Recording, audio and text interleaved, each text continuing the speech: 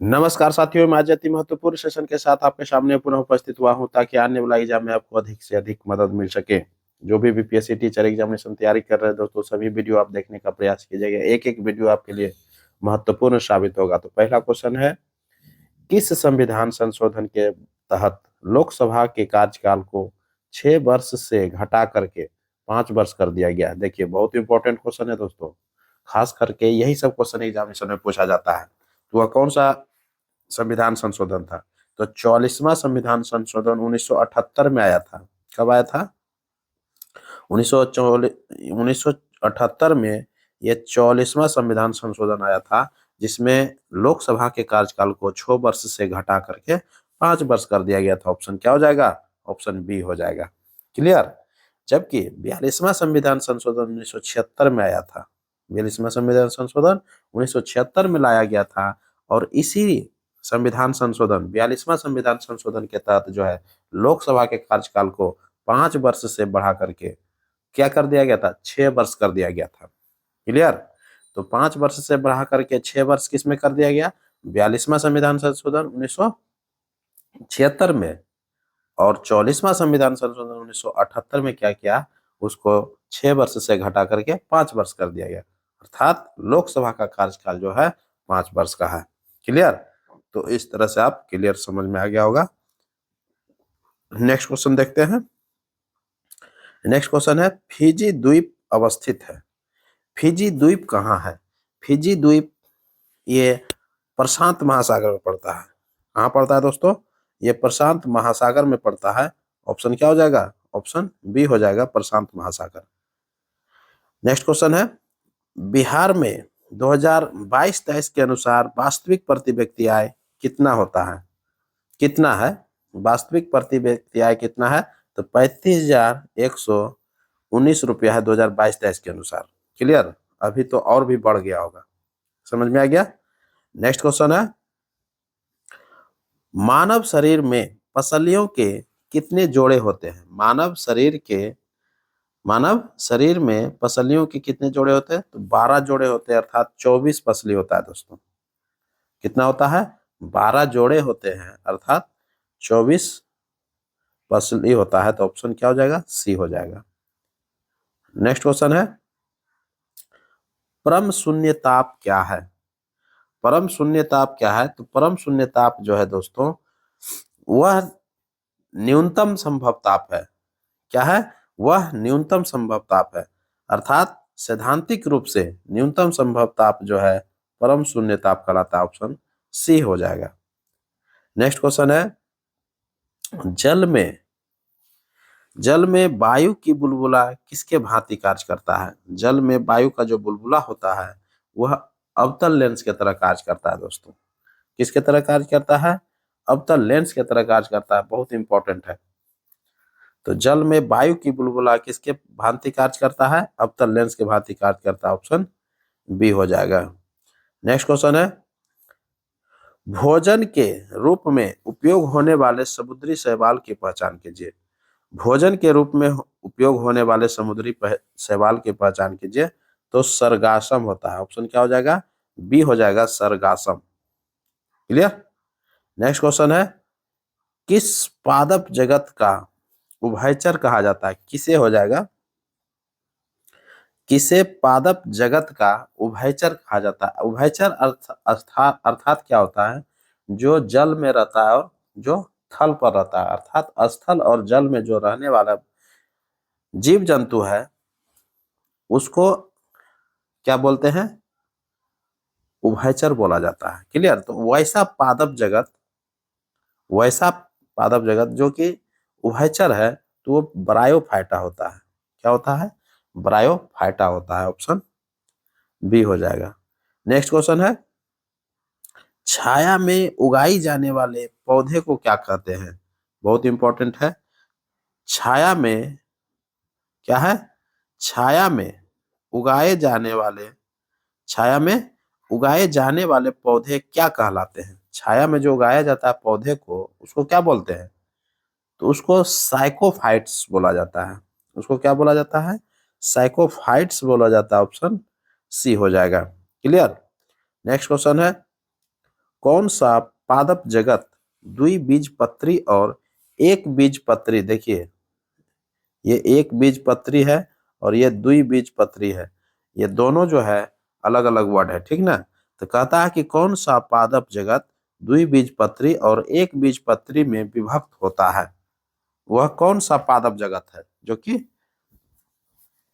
क्या होता है, दोनों में विभक्त हो जाता है, द्विबीजपत्री और एक बीजपत्री में। तो वह कौन है, ये बहुत इंपॉर्टेंट हो जाता है आपके लिए। तो ये इसको एंजियोस्पर्म बोला जाता है। इसको क्या बोला जाता है, एंजियोस्पर्म बोला जाता है, अर्थात इसको क्या बोलते हैं, एंजियोस्पर्म, आवृत बीजी।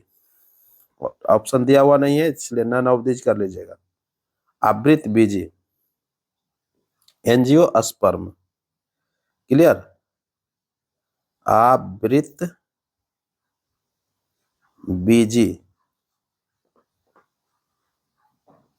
इसी को एंजियोस्पर्म बोला जाता है। क्या बोला जाता है, एंजियोस्पर्म। बहुत ही इंपॉर्टेंट क्वेश्चन है, क्लियर। आवृत बीजी अर्थात एंजियोस्पर्म बोला जाता है इसको, क्लियर। तो जिम्नोस्पर्म को अनावृत बीजी बोलते हैं और एंजियोस्पर्म को आवृत बीजी बोलते हैं। ये जो है पादप जगत द्विबीजपत्री और एक बीजपत्री में विभक्त होता है, कौन, आवृत बीजी, क्लियर हो गया होगा। नेक्स्ट क्वेश्चन है, भारत का पहला ग्रीन हाइड्रोजन ईंधन स्टेशन हाल ही में कहाँ स्थापित हुआ है। भारत का पहला ग्रीन हाइड्रोजन ईंधन स्टेशन हाल ही में कहाँ स्थापित हुआ है, तो कहाँ हुआ है दोस्तों, तो लेह में हुआ है, लेह लद्दाख। ऑप्शन क्या हो जाएगा, ऑप्शन ए हो जाएगा, लेह में हुआ है, क्लियर।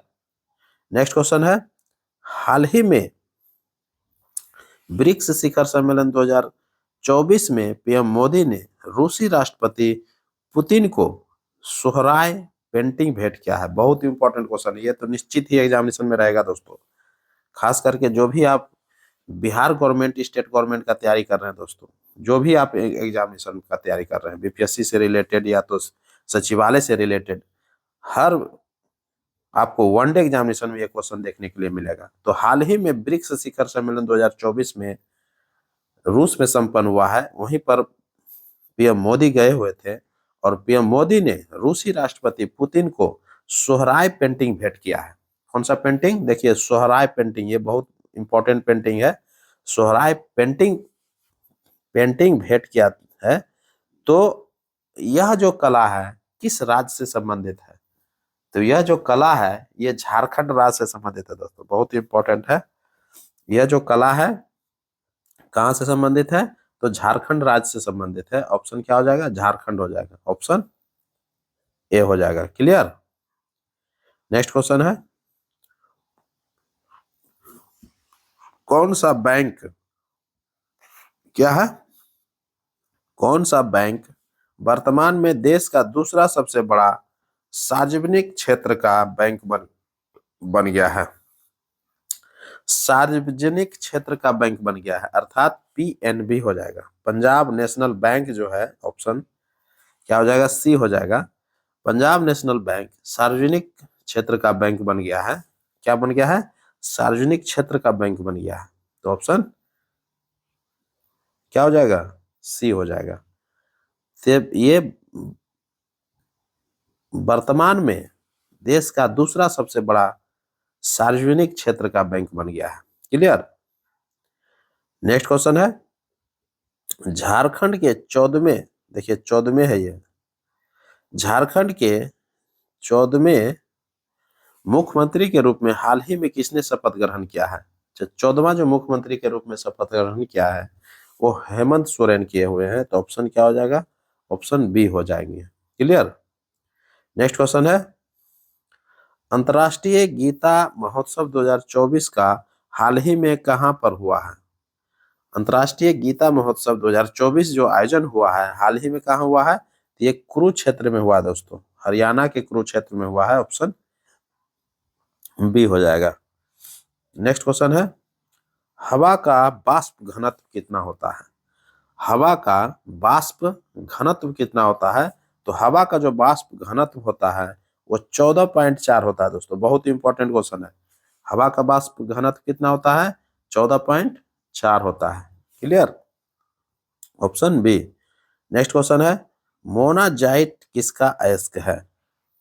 मोनाजाइट किसका अयस्क है? मोनाजाइट जो है ये थोरियम का अयस्क है। क्लियर? मोनाजाइट का किसका अयस्क है? ये थोरियम का अयस्क है और ये केरल में अत्यधिक मात्रा में पाया जाता है दोस्तों। क्लियर? नेक्स्ट क्वेश्चन है,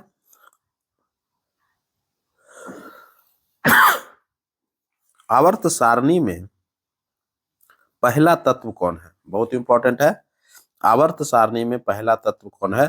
तो हाइड्रोजन है। आवर्त सारणी में पहला तत्व क्या है? हाइड्रोजन है। ऑप्शन ए हो जाएगा। नेक्स्ट क्वेश्चन है, दूध का घनत्व मापा जाता है। दूध का घनत्व मापा जाता है तो किससे मापा जाता है? तो लैक्टोमीटर से मापा जाता है। ऑप्शन सी हो जाएगा। दूध का घनत्व किससे मापा जाता है? लैक्टोमीटर से मापा जाता है। Option C. Clear? Next question है, आणविक सिद्धांत का प्रतिपादन किसने किया था? आणविक सिद्धांत का प्रतिपादन किसने किया था? तो जॉन डाल्टन ने किया था। किसने किया था? जॉन डाल्टन ने किया था। ऑप्शन ए हो जाएगा। क्लियर? तो आणविक सिद्धांत अर्थात इसको परमाणु का जो सिद्धांत दिया था सबसे पहले वो जॉन डाल्टन ने ही दिया था, वही है। आणविक सिद्धांत का प्रतिपादन किसने किया था? तो जॉन डाल्टन ने किया था। क्लियर? तो ऑप्शन ए हो जाएगा।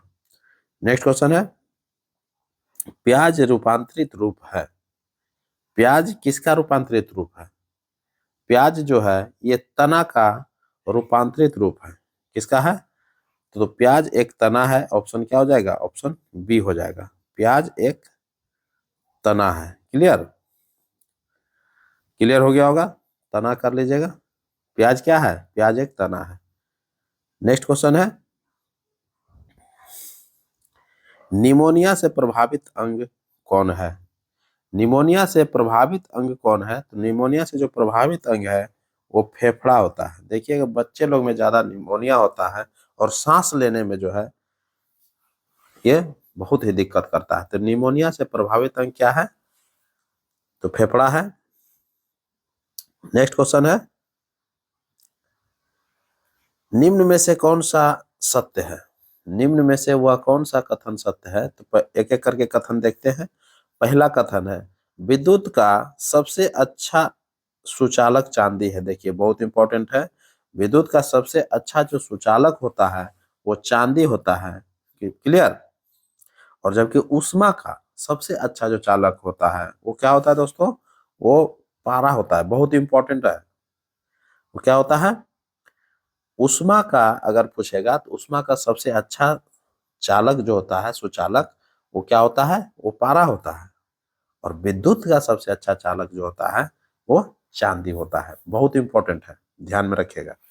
दूसरा है, सौर मंडल का सबसे गर्म ग्रह शुक्र ग्रह है। बिल्कुल सच है। सौर मंडल का सबसे गर्म ग्रह जो है शुक्र ग्रह है। इसी को क्या बोलते हैं? इसी को